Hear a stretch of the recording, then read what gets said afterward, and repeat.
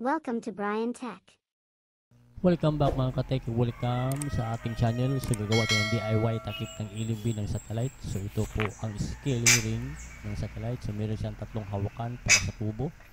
So ang gagawin natin mga katek ay mag-cut tayo dito. Ika-cut natin to. Yan po mga katek, na-cut na natin. So tatlong side niya na-cut. Ito. At ito rin. Na-remove natin hawakan ng pixel mga katek. Alright mga katik, so ito po ang scaling ring. So paglagay po nito mga katik ay pag ganyan po. Yan. At ito po itong itatapat yung tinat natin, yung tatlong butas niya o holder. Itatapat na dyan. Okay mga katik, so yan. Yan po ang aking lumang satellite. So meron akong dalawang siban. At ito po ang lumang takip ng LMB. So ito po ang ating papalitan. Yung ginawa natin kanina, yun yung kinat natin mga katik. So ito na mga katik, nilagyan ko na ng tali para ati lang itali doon sa kanya mga tatlong hawakan ng tubo mga katik.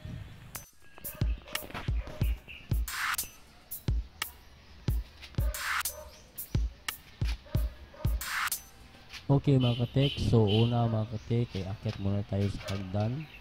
Kasi ati pong i-tweak or ati pong iikutin ang ilibay para makakuha tayo ng restriction o ng signal.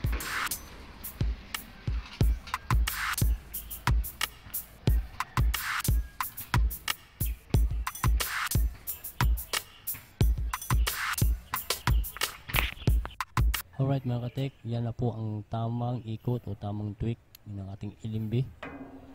So atin muna tong higipitan para hindi gagalaw ang ating ilimbi ng ating satellite.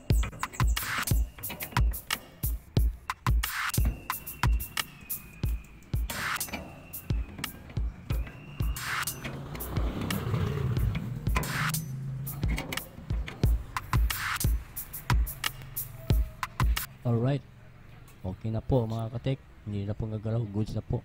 Nalock na natin ang ating ilimbi. Okay mga kating, napalitan na natin. Ayun, atin na nakabit ang ating bagong DIY na takip ng ilibay natin.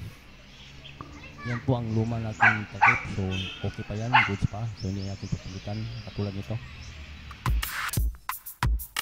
Okay mga katik, meron tayong signal quality at 77%.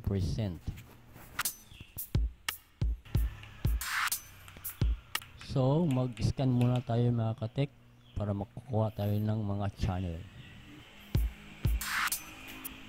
Alright mga katik, 4% pa.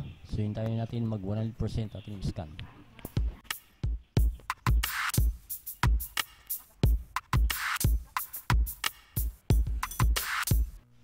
Alright mga katik, natapos natin scan 100% na. Susubukan na natin kung makakuha ba tayo ng channel. 하는 거, 뭐 탈북민을 살았던 거, 북한에 살았던 경험, 중국에 살았던 경험, 어떤 게 가장 차이가 큽니까? 제가 한국에서 자란